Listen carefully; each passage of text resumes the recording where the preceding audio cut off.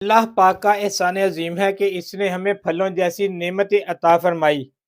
मसलन माल्टा, किन्नू, संतरा, चकोतरा, मौसमी और मीठा मौसम सरमा के दिलकश और जायकादार फल हैं। इन फलों को तराशवा भी कहा जाता है। तराशवा फल बहुत ही फवायद का मजमुआ है। माल्टा और किन्नू जायके और फवायद में करीब करीब हैं, यानी एक दूसरे से मिलते हैं, लिहाजा इनके चंद मुश्तरका फवायद हम सुनते हैं।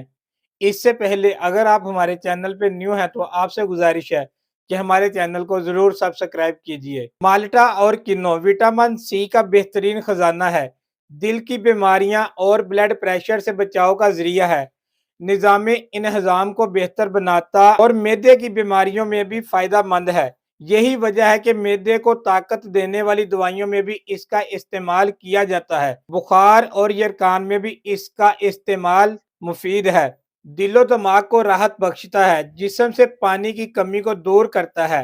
माल्टा अगर काली मिर्च और काले नमक के साथ खाएं तो तिली के अमराज में मुफीद है। माल्टा नजर को तेज करता है।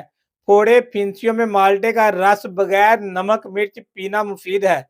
दांत निकालने वाले बच्चे को इसका जूस पिलाएं तो दांत निकालने में आसानी होती है। माल्टा अगर मिर्च और काले नमक के साथ इस्तेमाल करें तो दिमाग के लिए बेहद मुफीद है। जहां माल्टे के बहुत ज्यादा फवायद हैं, वहां इसके छिलके के भी बहुत ज्यादा फवायद हैं। माल्टे का छिलका अमूमन फेंक दिया जाता है, हालांकि ये भी फवायद में माल्टे से कम नहीं। माल्टे का छिलका जिल्द के दाग, धब्बे और काले निशान का खात्मा करता और जिल्द में कुदरती निखार पैदा करता है।